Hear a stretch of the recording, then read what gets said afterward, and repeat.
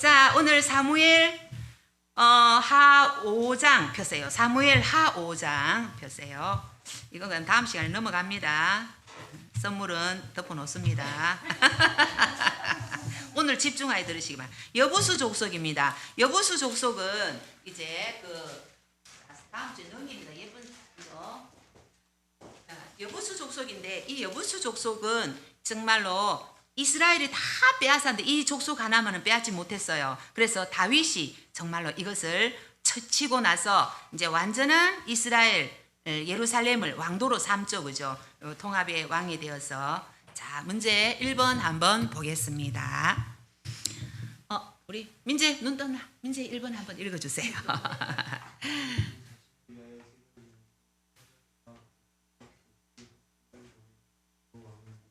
네, 두로 왕은 누구일까요? 네, 히람 맞아요. 5장 11절에 있어요, 그죠? 히람 맞아요. 두로 왕 히람이 다윗에게 사절들과 백향목과 목수와 석수를 보내니 그들이 다윗을 위하여 집을 지으니 5장 11절에 있어요, 그죠? 뜬금없이 여기 보면은 여부수 족속을 이겼다는데 만군의 하나님께서 함께 하시니 다윗이 점점 강성하여지더라 하는데 그 사이에 히람이 나옵니다. 이 사람은 빨리 판단을 했는 것 같아요. 눈치가 빠른 사람, 이제 다윗이 대세라는 걸 알았어요. 그래서 빨리 너의 왕궁을 세우고, 그러는데 내가 먼저 백향목과 목수와 석수를 보낼 테니까 다윗을 위하여 집을 지으라, 이렇게 했어요.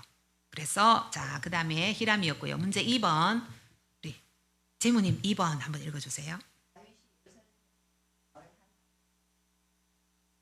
네, 예루살렘에서 낳은 11아들이 있어요. 5장 14절 있는데 여기 정답부터 먼저 한번 볼게요. 정답은 3번 아도니아입니다. 이 아도니아는 예루살렘에서 낳은 아들이 아니고 헤브론에서 아들을 6명 낳았어요. 그때 아도니아는 헤브론에서 낳은 아들입니다. 자, 3번 넘어가서 우리 단장님, 김인영 단장님. 다윗이 블레셋 사람들을 치고 여호와께서 물을 흐름같이 내 앞에서 내 대적을 흩으셨다므로 그것을 무엇이라 불렀는가? 자, 이제 오늘 참 제가 그냥 주일학교 본문을 잡았는데 역대상 14장 이 8절인데 오늘 사무엘하 이 본문과 똑같았어요. 바알레 유다 물을 흩은 같이 했어요. 이것이 나왔었어요. 그래서 이 다윗이 왕이 되었다는 소문을 듣고 그 영원한 대적이 있죠. 블레셋이 별것 아닌 다윗이 왕이 되었구나. 우리가 저 다윗을 치고 그 나라를 빼앗자, 이렇게 해서 정말 좋은 일이 있는 이후에 큰 전쟁이 있었어요. 그래서 블레셋이 왔는데 이 블레셋을 치는데 하나님께서 다윗을 통해서 물을 흩은 것이, 물을 흩는 게 얼마나 쉬워요. 물을 뿌리는 게. 그렇게 이 블레셋을 이겼다는 거예요. 그래서 다윗이 무엇이라고 불렀는가? 정답 볼게요. 5장 20절. 바알브라심입니다. 예, 바알브라심 했습니다. 그 다음에 문제 4번 우리 넘어가서 남은영 보교님 문제 4번.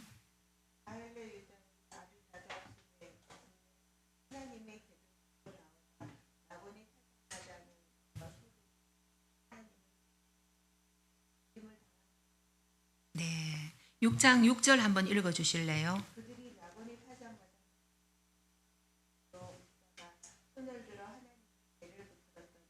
자, 그러면 그 괴를 붙들어서 죽임을 당한 사람이 누구라고요? 우사예요. 그 7절에 나오죠, 그죠? 그래서 바알레 유다라는 이 이름은 사실은 기랏 여아림입니다. 기랏 여아림의 다른 이름이었는데 이제 그 다음에 또 넘어가 볼게요. 그 다음에 문제 5번 옆에 신홍기 부교님 5번. 네, 4번에 이제 내용이 있죠, 그죠? 우사가 이제 그 하나님의 소들이 띠므로 하나님의 궤를 어디에 가져왔어요? 하나님의 궤 벗개는 원래 어떻게 하는 것이 맞아요? 하나님의 궤는 사람이 어깨에 메고 옮겨야 되는 그런 법이 율법에 정해져 있어요. 출애굽기도 나오고 레위기도 나오는데 이제 그 수레에 실었어요. 그 궤에 싣고 오다가 낙원의 타작마당에 이르 소들이 왜 거기서 뛰었는지 소들이 무언가를 봤는가 놀라서 뛰었어요. 그래서 법궤가 떨어질라 하니까 우사가 그것을 붙잡다가 하나님의 그 원래 법궤에는 손을 대면 되는 거 아니죠, 그죠? 그래서 우사를 쳤던데 그곳에 이름을 뭐라고 불렀는가, 그 장소의 이름을 정답을 한번 볼게요. 정답은 베레스 우사라고 했습니다. 베레스라는 것은 치다 이런 뜻인데 우사를 쳤다 이런 뜻입니다. 그래서 이 그 법궤 예배의 중심이죠, 그죠? 하나님의 말씀의 중심인데 이제 수레를 사용했어요. 수레는 굉장히 편한 거예요, 그죠? 그래서 이 법궤는 반드시 네 사람이 어깨에 메고 옮겨야 되는 것인데, 근데 우리가 여기서 조금 이제 저기 좀 기억을 한번 나누면 좋겠는데, 이 예배라는 거, 예배에 편한 게 좋을까요? 예배가 아이고 막 우리 뭐 편하게 하자 이런 게 결코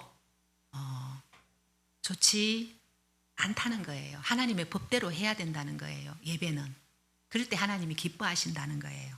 그래서 이 하나님께 예배할 때는 우리가 반드시 경건한, 그러한 하나님 앞에 나아갈 때는 반드시 경건한 두려움이 우리 가운데 있어야 될 줄 믿습니다. 그래서 그 다음에 6번 보겠습니다. 우리 조한익부경 6번 한번 읽어주세요. 다윗이 그날에 여호와를 두려워하여 여호와의 궤가 가득 사람 누구의 집에 있게 되었는가. 네. 이제 그 우사가 갑자기 이제 법궤를 옮기는 중에 그 자리에서 죽고 난 뒤에 다윗이 그 모든 사람들이 여호와를 두려워했다 그랬어요. 그래서 궤가 이제 예루살렘에 들어오지 못하고 어디에 머물게 되었냐면 가드 사람 누구의 집에 6장 10절 한번 읽어주세요. 조부교님. 다윗이 여호와의 궤를 옮겨 다윗성 자기에게로 메어가기를 준비하지 아니하고 가드 사람 오벳에돔의 집으로 메어간지라. 그래서 누구 집에 있었어요? 네, 가드 사람 오벳에돔입니다. 여기서 우리가 알아야 될 게 이 가드라는 것은 블레셋 지방입니다. 그래서 이제 그 법궤가 빼앗겼을 때 시간이 없네요. 지나가겠습니다. 일단은 가드 이방인이죠. 이방인의 사람 오벳에돔의 집에 머물렀다는 거예요. 7번. 그 다음에 가드 사람 집에 궤가 얼마나 머물러 있었나요? 정답 아는 분? 네, 석 달을 머물러 있었어요. 8번에 볼게요.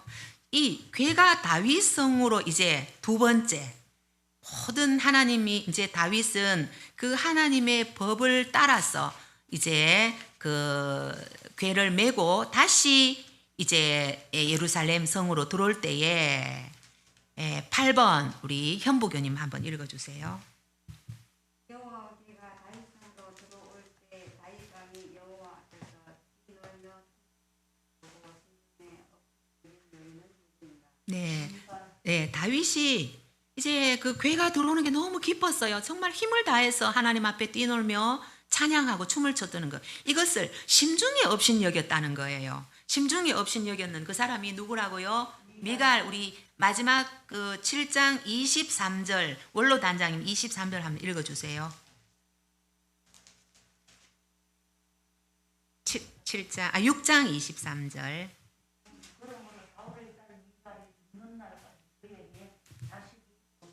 아멘. 그래서 미갈이 죽는 날까지 자식이 없었어요. 이 당시는 자식이 없는 것이 참 큰 저주였죠, 그죠?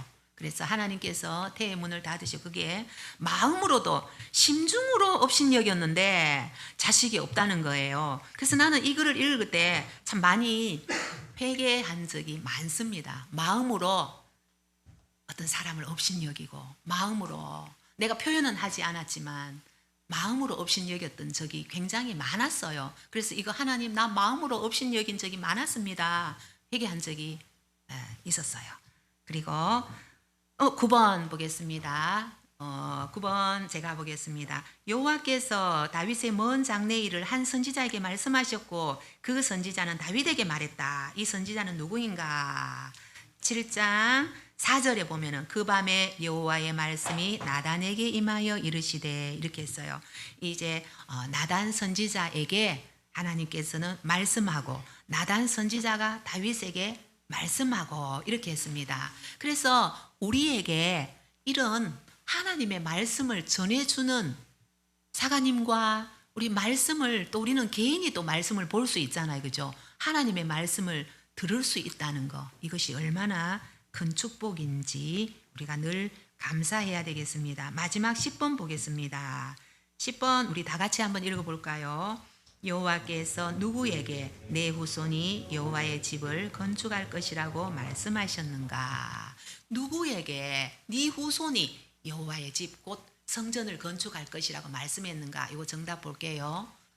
다윗이겠죠, 그죠? 그래서 다윗은 결국에는 다윗을 향한 하나님의 뜻이 이루어졌어요. 다윗은 한 가정의 작은 한 가정의 목동이었고 후에는 이스라엘의 한 지파를 다스리는 왕이 되었고 또 마침내 이스라엘의 12지파를 다스리는 통일 국가의 왕이 되었습니다. 그래서 우리 지난 시간에도 얘기했듯이 작은 일에 충성하는 그 사람을 하나님께서는 기뻐하시고 하나님의 일들을 맡기시고 사랑하는 줄 믿습니다. 오늘도 예배에 우리가 최선을 다하고 목숨을 다하는 우리 모두가 되시기 바랍니다. 아멘.